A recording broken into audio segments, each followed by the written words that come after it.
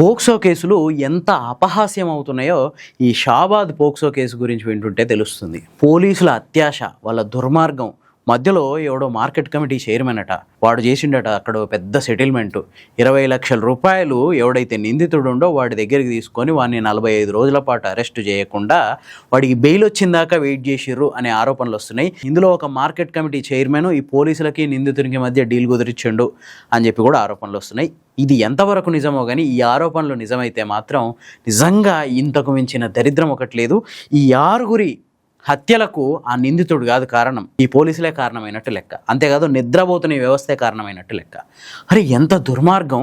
ఒక వ్యక్తి నిండా 16-17 ఏళ్ళు లేని ఒక బాలికని ప్రేమించమని వేధిస్తుంటే ఆ ఫ్యామిలీ ధైర్యం చేసి పోలీస్ స్టేషన్కి వెళ్ళి పోక్సో కేసు పెట్టడమే గ్రేటు మన సమాజంలో. అట్లాంటి కేసుని పోలీసులు స్టడీ చేసి వాళ్ళకి న్యాయం చేయాల్సింది పోయి వాడి మీద కఠినమైన సెక్షన్లు పెట్టకుండా చాలా బలహీనమైన ఈజీగా బెయిల్ వచ్చే సెక్షన్లతోటి కేసు పెట్టి వాడిని 45 రోజుల పాటు అరెస్ట్ చేయకుండా ఆఖరికి వాడు బెయిల్ వచ్చి 6 చంపిన దాకా చూసిర్రంటే నిజంగా వ్యవస్థ ఎంత దారుణంగా తయారవుతుంది, ప్రధానంగా పోలీస్ వ్యవస్థ ఎంత దారుణంగా తయారవుతుందో ఈ కేసు నిలువెత్తు నిదర్శనం. అంతేకాదు ఈ కేసు పెట్టిన తర్వాత కూడా ఈ రాజ్ కుమార్ అనేవాడు ఎవడైతే నిందితుడు ఉండో, ఈ 6 చంపిన నిందితుడు ఉండో, వాడు మాటిమాటికి ఆ పిల్ల ఫ్యామిలీ దగ్గరికి వెళ్ళి బెదిరింపులకు గురి చేస్తుంటే ఆ విషయం తీసుకెళ్లి పోలీసులకు చెప్పినా కూడా పట్టించుకోలేదంట. ఎంత దారుణమైన విషయం! ఇప్పుడు మొత్తం అంత అయిపోయిన తర్వాత ఈ కేసులో ఎస్ఐ రమేష్ రెడ్డిని అట్లాగే సిఐ క్రాంతి కుమార్ని ఇద్దరిని సస్పెండ్ చేసిండు పోలీస్ కమిషనర్ తరుణ్ జోషి. ఏం లాభం?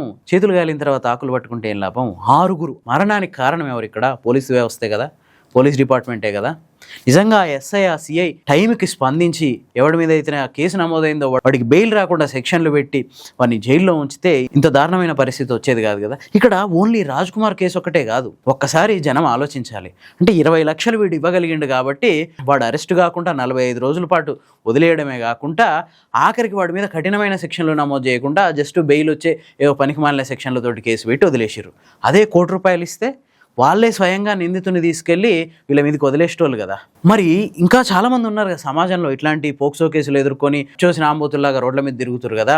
అయ్యలు కోట్లాది రూపాయలు సంపాదిస్తే ఆ కోట్లు ఖర్చు పెట్టడానికి కూడా వెనకాడకుండా ఇట్లాంటి కేసుల్లో ఇరుక్కుంటే వీడు 20 లక్షలు ఇచ్చిండు, ఇంకోటి 1 కోటి ఇస్తాడు, 2 కోట్లు ఇస్తాడు.